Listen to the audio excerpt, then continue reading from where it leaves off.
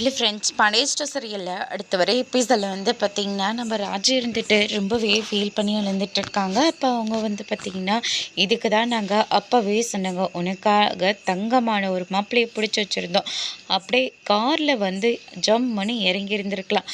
ஆனால் இப்போ பாரு, பொண்ணை திருடுறவங்க கிட்ட போயிட்டு இப்படி மாட்டிக்கிட்டியே அப்படின்னு சொல்லிட்டு ரொம்பவே தப்பாக பேசிகிட்டு இருக்காங்க. குமார் நக்கலாக சிரிச்சிட்ருக்காங்க. எனக்கு என்னமோ உண்மையில தான் சந்தேகம், மரியாதையாக சொல்லு, நீ தானே கதிரை தேவையில்லாமல் போலீஸில் மாட்டி விட்டது அப்படின்ற மாதிரி சொல்லிடுறாங்க. அப்பா, இவ என்ன பேசிகிட்டு இருக்கா, இதுக்கும் எனக்கும் எந்த சம்மதமும் இல்லை. அவன் எங்கேயாச்சும் டிரைவிங் வேலைக்கு போவான், அதுக்காக அவன் யாரை ஏற்றுறான், எத்தனை பேரை ஏற்றுறான், பொண்ணை ஏற்றுறானா பையனை ஏற்றுறானா, இதெல்லாம் பார்த்துட்ருக்கிறது என் வேலையா? இல்லை, எனக்கு என்னமோ உன் மேலே தான் சந்தேகமாக இருக்குது அப்படின்ற மாதிரி சொல்லிடுறாங்க. கரெக்டான நேரத்தில் பாண்டியன், அதுக்கு அடுத்ததாக செந்தில் எல்லாருமே வந்துடுறாங்க.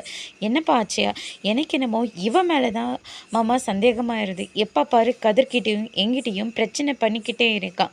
அதனால் இவன் தான் ஏதாச்சும் பண்ணியிருக்கணும். என்னையும் மீனாக்காவையும் இவன் தானே கடத்தினா. அதே மாதிரி அந்த கதிரை பழி வாங்கிறதுக்காக, நம்ம குடும்பத்தை பழி வாங்கிறதுக்காக அந்த பொண்ணை இவன் தான் கடத்தி வச்சிருக்கணும் அப்படின்ற மாதிரி சொல்லிடுறாங்க. அதுக்கு அடுத்ததாக பார்த்தீங்கன்னா குமாரை போட்டு அடி அடி நடிக்கிறாங்க.